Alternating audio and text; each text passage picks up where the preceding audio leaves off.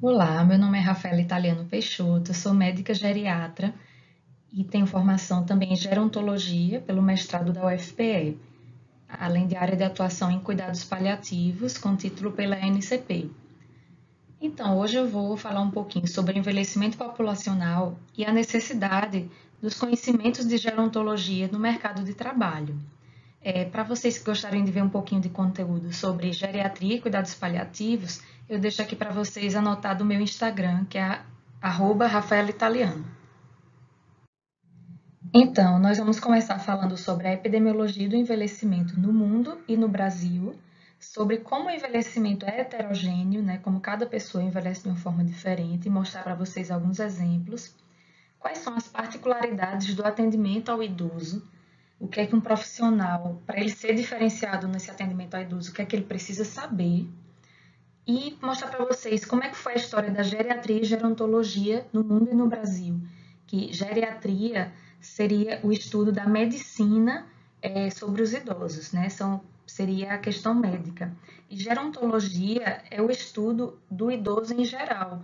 E os gerontólogos, né, podem ser de qualquer especialidade, qualquer área da saúde, fisioterapia, nutrição, multidisciplinar realmente. E depois eu vou falar para vocês como é que é o mercado de trabalho, as oportunidades futuras, né? Por que é importante a gente investir nesse conhecimento em geriatria e gerontologia. Então vamos revisar qual é a definição de idoso. A OMS, ela define que em países em desenvolvimento, como é o caso do Brasil, idoso seria aquele que tem mais de 60 anos de idade. Já em países desenvolvidos, o idoso é aquele que tem a idade acima de 65 anos. O Estatuto do Idoso do Brasil, que foi publicado em 2009, ele reafirma essa definição da OMS. No Brasil, o idoso é aquele acima de 60 anos. E assim, com o passar do tempo, com esse envelhecimento populacional atual, alguns conceitos vêm sendo mudados. Então, é bem interessante que saiu uma reportagem dizendo que na Itália o conceito de idoso mudou. Lá agora só é considerado idoso acima de 75 anos. E qual é a justificativa para isso? Então, os médicos da Itália, da Sociedade de Geriatria e Gerontologia lá da Itália, eles disseram que, em geral, o idoso seria aquele que está no fim da vida, geralmente últimos 10 anos de vida. Porém, na Itália, a população vive tanto, né, vive a média lá, a expectativa de vida é acima de 85 anos, que não faria sentido considerar alguém com 65 anos na última fase de sua vida. Então, por isso é que eles viram que 75 anos seria um bom número para se considerar que alguém está nessa última fase, que alguém é idoso. Então, é interessante que nessa mesma reportagem, o médico lá que está conversando, ele disse que o 65 é o novo 45. Então, são pessoas que estão totalmente ativas, independentes, muitas vezes com um envelhecimento bem saudável e que não se enquadrariam nessa definição de que estaria nos últimos 10 anos de sua vida. Então, até eu acho interessante que se aqui no Brasil a gente com 60 anos seria considerado idoso, se você for para a Itália, né, faltaria ainda 15 anos para você ser considerado uma pessoa idosa. E agora mostrando um pouquinho para vocês alguns gráficos, mostrando como é que está esse envelhecimento populacional. A gente observa que a faixa etária que mais cresce em termos percentuais é a faixa etária de idosos, né? Então, quanto mais desenvolvido o país, mais a gente vê aquele fenômeno do achatamento da base da pirâmide, ou seja, reduzindo a quantidade de jovens e aumentando a quantidade de idosos. E a gente vê que esse aumento nesse número de idosos é muito maior no grupo acima de 80 anos. E realmente a gente vê isso acontecendo. A gente observa aqui no gráfico, a primeira parte mostra no mundo, ano 2000 para 2015, depois 2030 e a previsão para 2050. A gente observa que em azul está a idade de 60 a 79 anos e em amarelo acima de 80. Como esse amarelo, em termos percentuais, ele vai aumentando, né? E depois ele separa por países mais desenvolvidos e depois os países menos desenvolvidos. Então, esse fenômeno está sendo maior dessa faixa etária acima de 80 anos nos países desenvolvidos. O país que tem maior percentual de idosos atualmente é o Japão. 33% das pessoas lá são idosas. Em segundo lugar está a Alemanha e Itália, com 28% de sua população formada por idosos. E a gente observando assim quais são as previsões, né? Comparando dados de 2015 e fazendo a previsão para 2030, a gente observa que há um aumento de 56% no número de idosos. Seria uma população de 901 milhões, passando para 1,4 bilhões de idosos.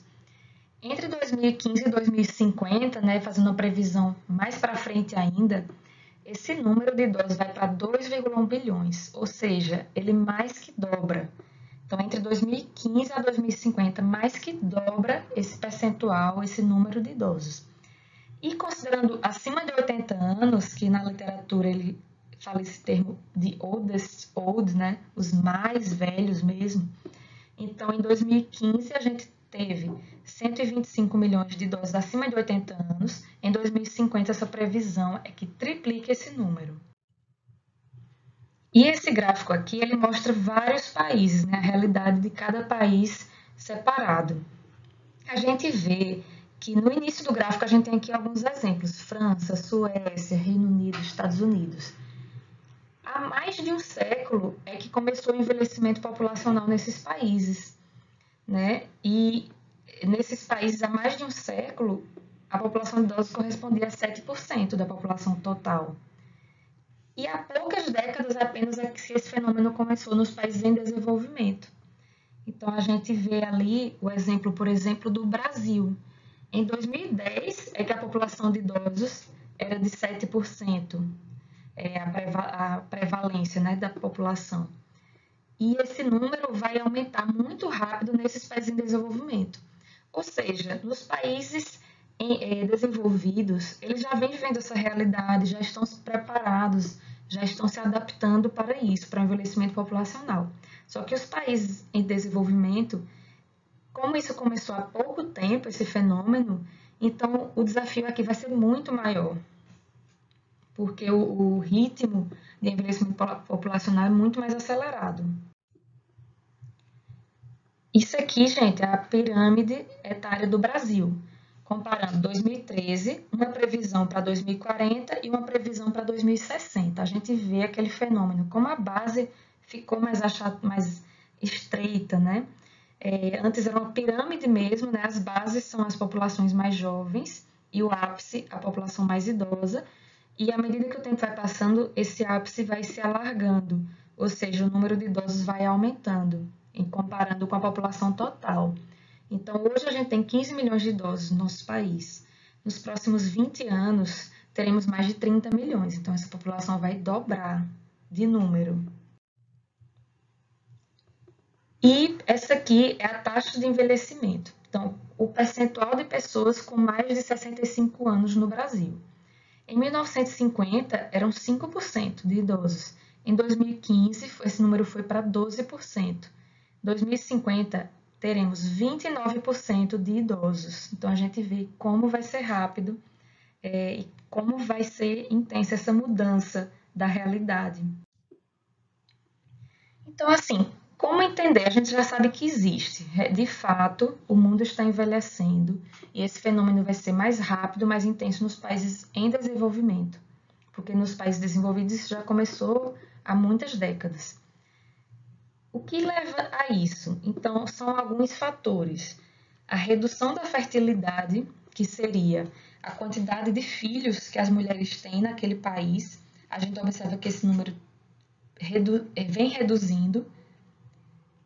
O aumento da longevidade, ou seja, as pessoas estão vivendo mais. Nós tivemos vários avanços em tecnologia, avanços em medicamentos, avanços na área de saúde, em aumentar a oferta de saúde para a população. Então, isso vem aumentando a idade dessas pessoas.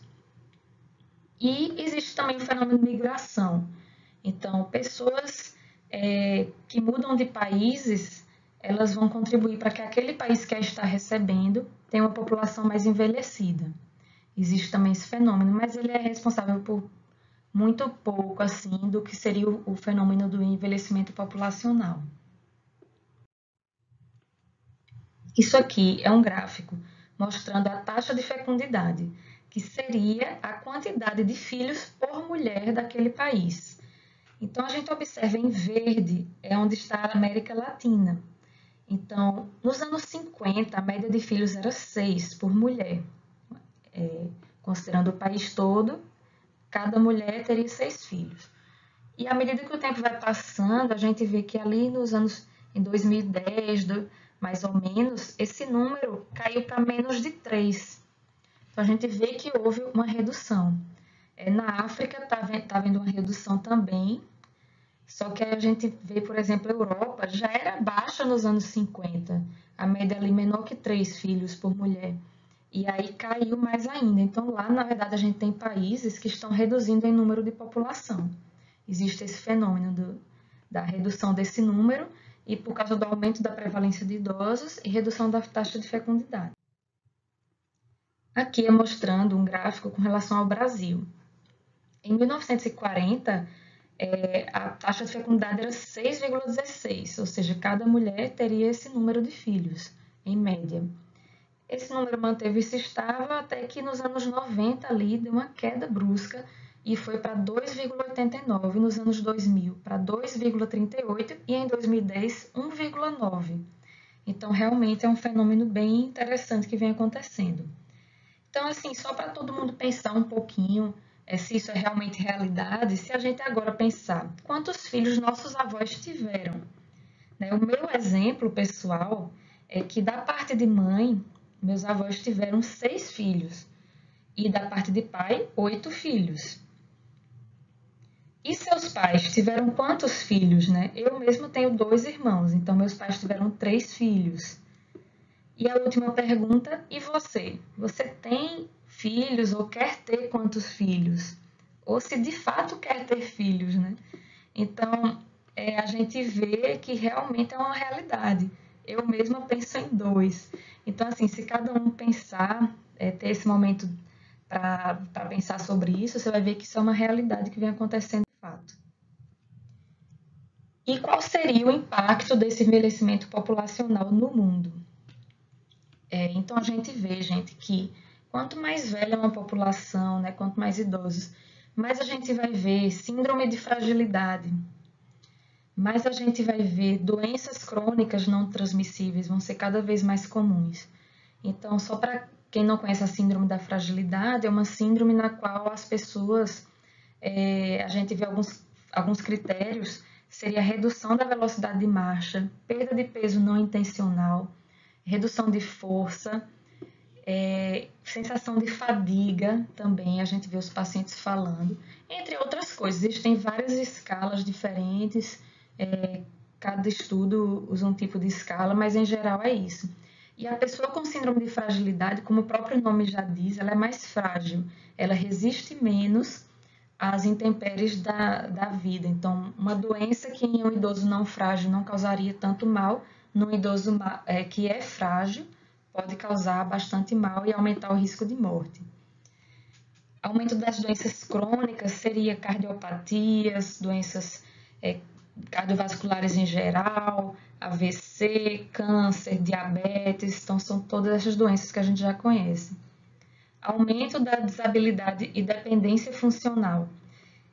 Então, o fato de você ser dependente, então aquele idoso que precisa de alguém para trocar de roupa, alguém que dê banho nele, que dê comida em sua boca, essa dependência funcional é cada vez mais comum quanto mais idoso a pessoa for. E, em média, nos últimos 9 anos de vida das pessoas, elas vão viver com algum grau de dependência funcional. Isso foi um estudo publicado pelo Canadá, pela Organização de Saúde de lá. Então, você vê como é comum e quanto mais idosa uma população, mais comum vai ser a prevalência de idosos dependentes. Aumento no número de pessoas vivendo com demência. Então, a gente tem vários tipos de demência, demências vasculares, demências por corpúsculos de Levy, por doença de Parkinson, frontotemporal, e a mais comum é a de Alzheimer. Então, a gente vê que quanto mais idosa a população, como a idade é um fator de risco para ter demências, mais pessoas com demência a gente vai ver naquela população. Aumento da necessidade em cuidados paliativos. Então, gente, se eu tenho uma população muito idosa, eu vou ter o aumento da prevalência das doenças crônicas, aumento da dependência funcional, quadros demenciais, e são todas doenças progressivas. Então, de fato, a necessidade em cuidados paliativos vai aumentar bastante, porque a gente sabe que existe uma trajetória das doenças.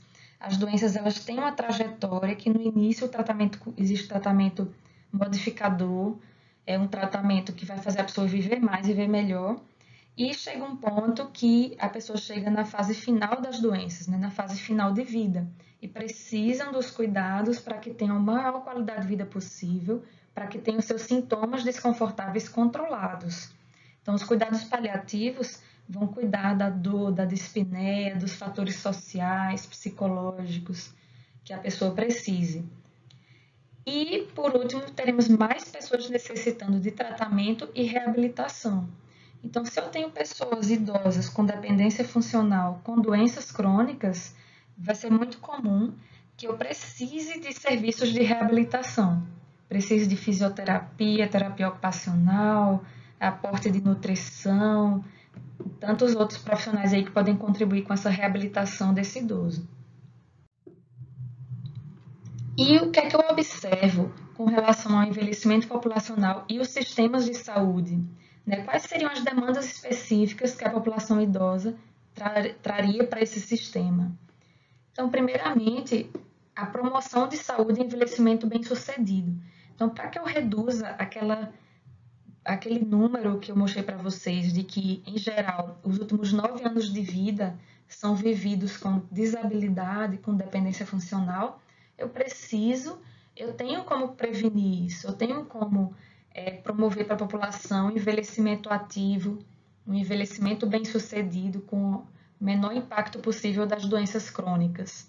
Então, isso é bem importante. Eu tenho que reduzir os anos vividos com desabilidade. Tenho que promover o tratamento dessas doenças crônicas. Precisamos também dar conhecimento em funcionalidade e reabilitação. Precisamos que todos os profissionais da área de saúde tenham esses conhecimentos. Precisamos de conhecimento sobre quadros demenciais. É inadmissível que profissionais de saúde que lidam com idosos não saibam identificar o que é uma demência, o que é um Alzheimer, como aquela pessoa deve ser tratada, o que eu posso fazer para melhorar o quadro dela. E, por final, preciso de conhecimento sobre cuidados paliativos. Também é inadmissível que um profissional se forme hoje e não saiba o que é cuidado paliativo, não saiba como é importante essa área para melhorar a assistência a essas pessoas em toda a sua trajetória de vida, toda a sua trajetória de doença e principalmente na sua fase final. Então, o que seria então a gerontologia? É uma especialidade que está em crescimento. Por tudo isso que eu falei para vocês, o envelhecimento populacional que vem aumentando cada vez mais, torna-se necessário que existam profissionais especialistas em idosos. Então, a gerontologia ela pode ser definida como uma ciência voltada ao estudo do processo de envelhecimento do ser humano, com foco no desenvolvimento de meios para garantir as melhorias na qualidade de vida, e levando em conta as alterações sofridas pelo homem nesse período e as adaptações e cuidados necessários. Então, é bem ampla, né, a gerontologia, o estudo do envelhecimento desse processo. E é multidisciplinar. Então, eu posso ter essa especialidade independente da sua formação, da área de saúde ou não. Posso ter serviço social com especialidade em gerontologia, posso ter arquitetos com especialidade em gerontologia, por que não? E falando para vocês sobre a SBGG. Então, nós temos a Sociedade Brasileira de Geriatria e Gerontologia. Ela foi fundada em 1961 e temos seções na maioria dos estados.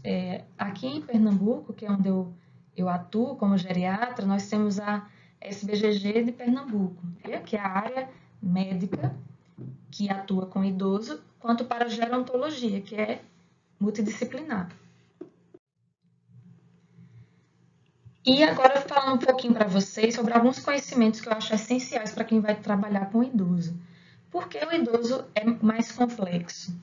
Então, em primeiro lugar, ele pode ter doenças ocultas. Então, é muito comum que quando eu atendo um idoso numa consulta, a queixa principal que ele traz para a consulta nem sempre vai ser o problema maior que eu encontrei nessa consulta.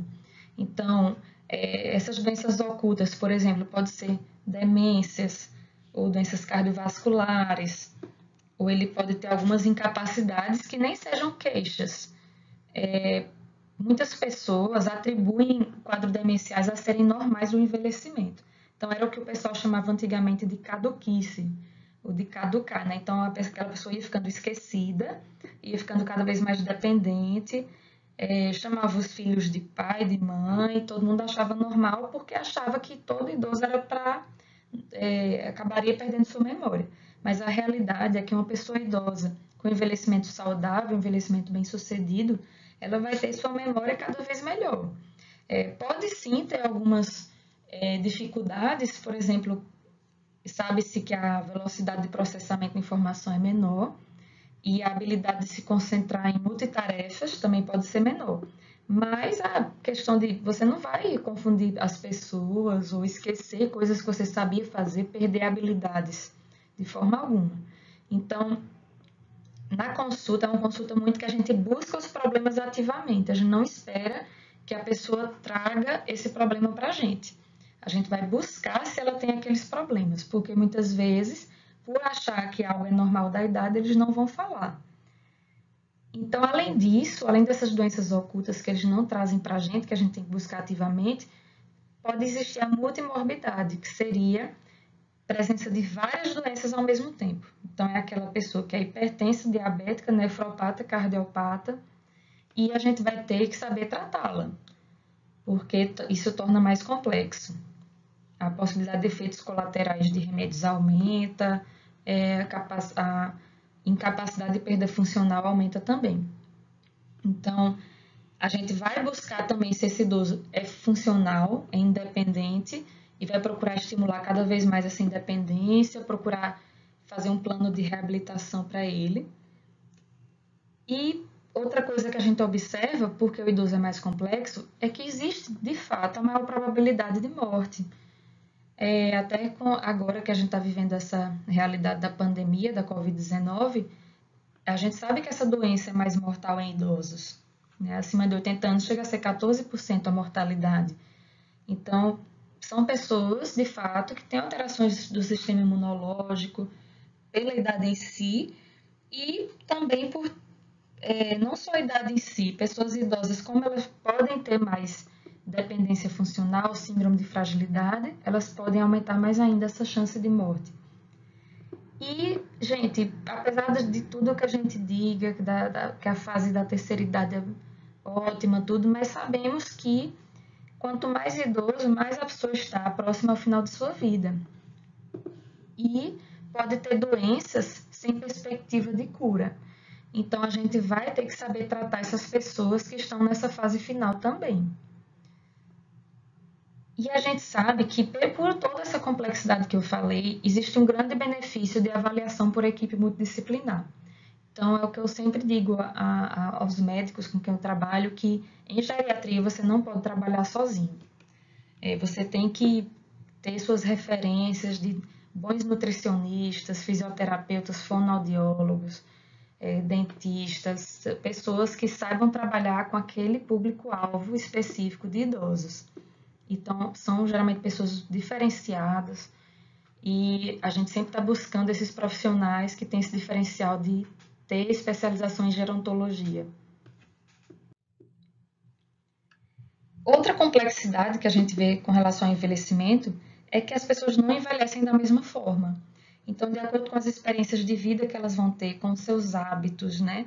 Se foram tabagistas ou não, etilistas, exposição solar, se tiveram doenças ou não, o conjunto dos fatores externos mais as tendências genéticas, né, que a gente vê que existem famílias que vivem mais, de fato, isso vai fazer com que cada pessoa evolua de uma forma durante sua vida. Então, eu coloquei aqui uma foto, um exemplo. Uma idosa pode ter 62 anos e aparentar ter muito mais, e a outra pode ter 91 anos e aparentar ter muito menos. Então, como eu falei, o que influenciaria então esse envelhecimento são fatores genéticos mais ambientais. Já cheguei a ver estudos, por exemplo, dizendo que fatores genéticos corresponderiam a 30% do que seria o envelhecimento e os ambientais, 2/3, né? A maior parte. Por isso que a gente tem que investir muito nas questões que a gente já conhece de modificação de estilo de vida.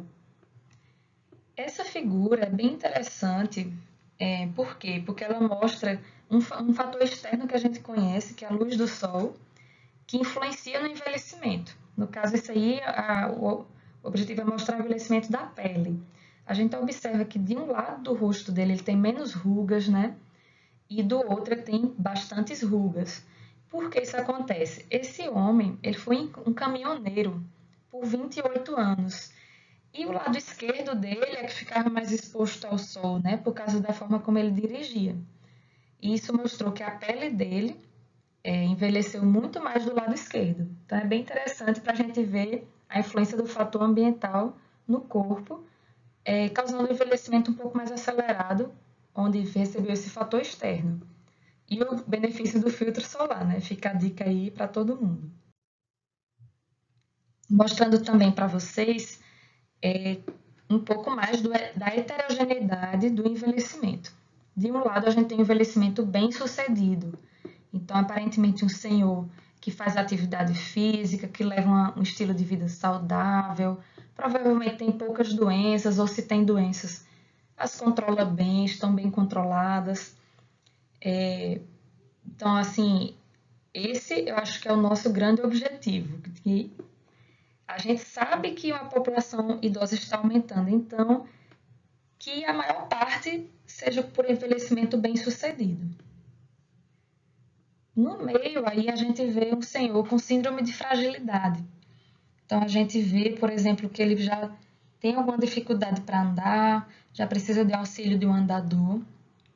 E até para mostrar para vocês a importância de uma equipe multidisciplinar especializada, é que esse andador está com a altura errada. Então, ele era para estar mais alto, a nível ali da. Não próximo à cintura, mas na linha dos quadris. Tá? Então, assim, isso, o fato de ele estar bem baixo faz com que ele fique mais curvado ainda. Então, na síndrome de fragilidade, o que a gente vê em geral é um idoso com várias doenças crônicas, que anda devagar, que tem algum grau de dependência e que precisa de mais assistência. Ele tem mais risco dessa fragilidade piorar e ele via ficar acamado e cada vez mais dependente. É tipo uma escadaria que ele vai descendo degrau a degrau e havendo cada vez mais piora. Só que o bom, gente, é que a fragilidade ela pode ser revertida. Se tiver a reabilitação adequada, se tiver o devido cuidado, pode ser revertida.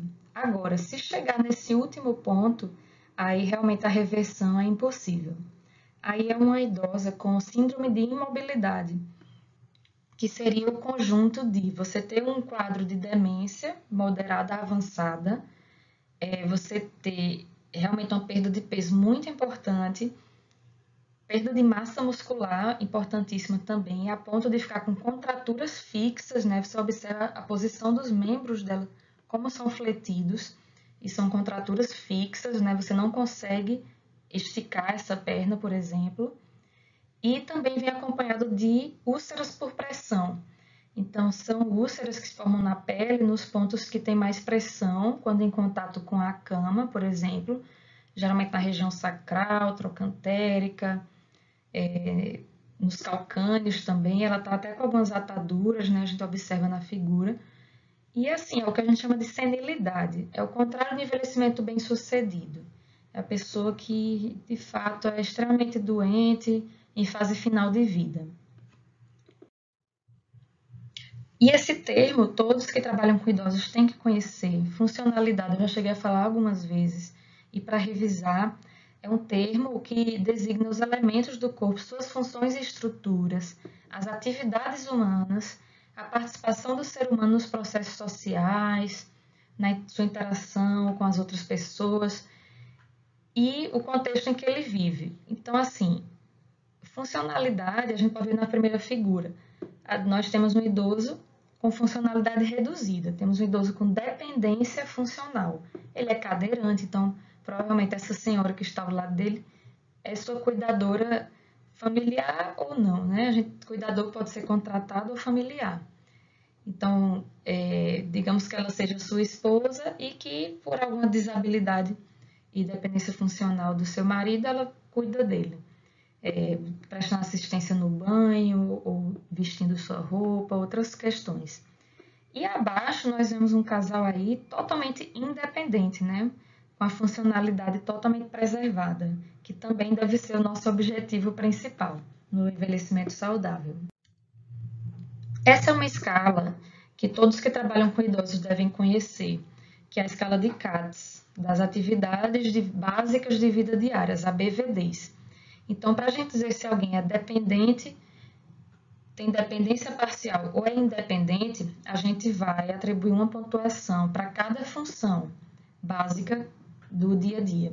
A primeira é banho, depois é vestir-se, higiene pessoal, que seria ir ao banheiro, usá-lo e se vestir sem qualquer ajuda.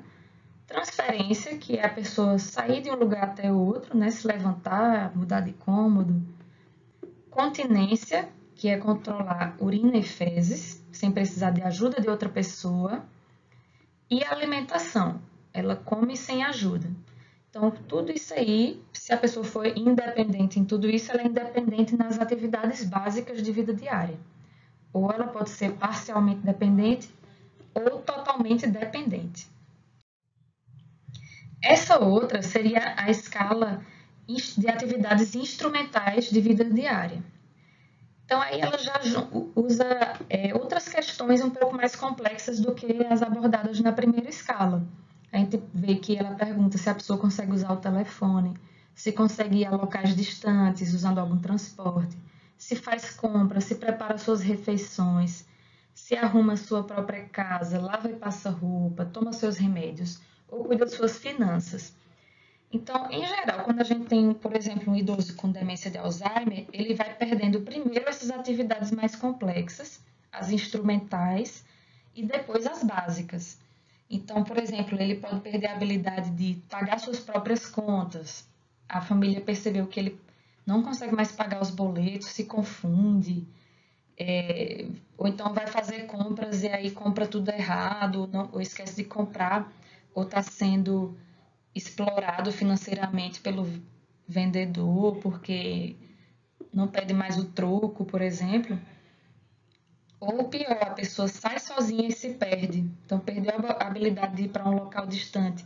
Então, essas são as habilidades que se perdem primeiro em quadros demenciais. E aí, à medida que a demência vai progredindo, ela vai perdendo as atividades básicas. Geralmente, primeiro, a habilidade de tomar banho só, depois as outras. Então, todo mundo que trabalha com idoso deve conhecer pelo menos essas duas escalas para poder entender qual é a funcionalidade daquela pessoa.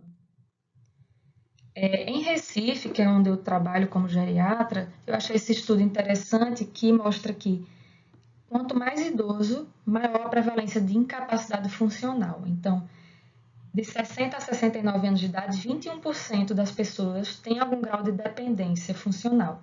Acima de 80 anos, esse número vai para acima de 56%. Aí a gente vê a dimensão do problema, né?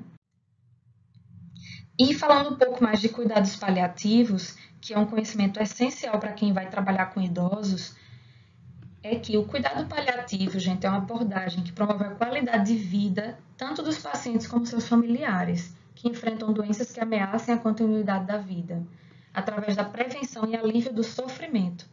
Ele requer identificação precoce, avaliação e tratamento da dor e outros problemas, não só de natureza física, como psicossocial e espiritual. Esse é o conceito feito pela OMS em 2002.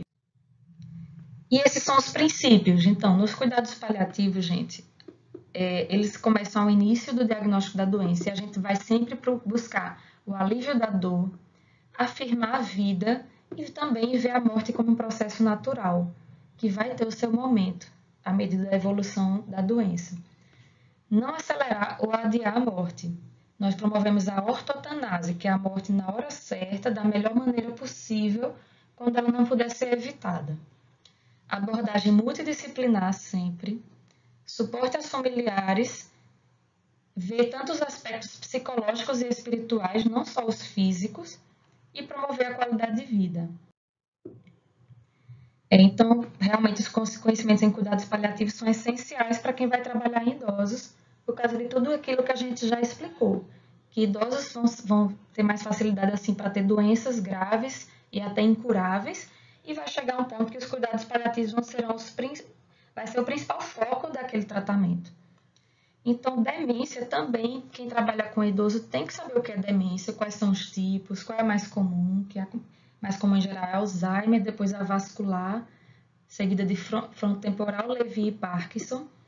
E as pessoas vivendo com demência atualmente são 44 milhões. Esse número irá dobrar em 2030 e triplicar em 2050. Então, vocês observam que é igualzinho ao envelhecimento populacional. É a mesma coisa. O envelhecimento populacional também vai seguir essas cifras e, consequentemente, as demências também, já que a idade é o principal fator de risco. E com relação ao mercado de trabalho para o gerontólogo, a gente viu, gente, que tem muito, porque o número de idosos está aumentando e vai aumentar cada vez mais, como a gente viu.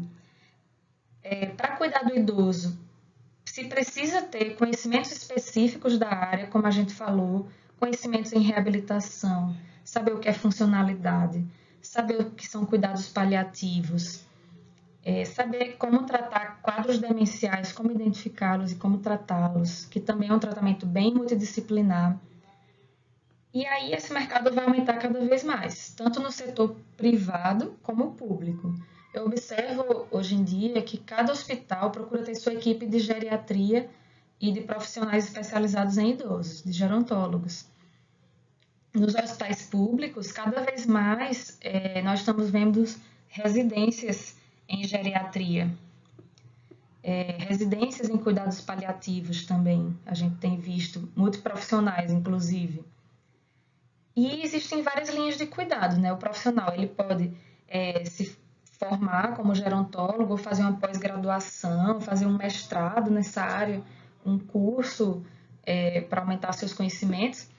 E existem locais que vão precisar muito desses conhecimentos, como as instituições de longa permanência para idosos, as ILPIs. Nós não chamamos mais de asilo, de instituições asilares, o correto é instituição de longa permanência para idosos. Os hospitais, né, que cada um vai procurar formar sua equipe especializada, ambulatórios também, e atendimento domiciliar. É algo que vem crescendo muito. Eu observei também que com a pandemia e as pessoas procurando evitar se expor no ambiente, elas estão muito atrás desse atendimento domiciliar. Elas não querem mais ir para uma clínica de fisioterapia, ficar numa sala de espera cheia de pessoas. Querem realmente que vá o profissional na sua casa e trabalhe com ela lá. Do mesmo jeito, o atendimento médico, de fonoaudiologia, outros que eu tenho visto. Então, na gerontologia, né, você pode estudar essa área através de cursos, mestrados e pós-graduações. Residência também existe. E existe até um curso na USP que eu achei, que é o bacharel em gerontologia, um curso que você se forma como gerontólogo. Cheguei a ver se realmente no Brasil eu só achei esse curso na USP. Mas, em geral, o mais comum, gente, é que cada um se forme na sua área de profissional de saúde e depois busque rebuscar esse conhecimento, né? Busque se diferenciar. Então, para quem quiser tirar alguma dúvida, quiser entrar em contato por algum motivo, eu vou deixar aqui meu e-mail, é rafaelaip@gmail.com e também meu contato no Instagram. Alguém pode mandar uma pergunta pelo direct, pode acompanhar também, porque eu venho postando muita coisa sobre cuidado paliativo e sobre geriatria e gerontologia. Então, quero agradecer esse convite, agradecer esse momento e aproveitem o congresso. Muito obrigada.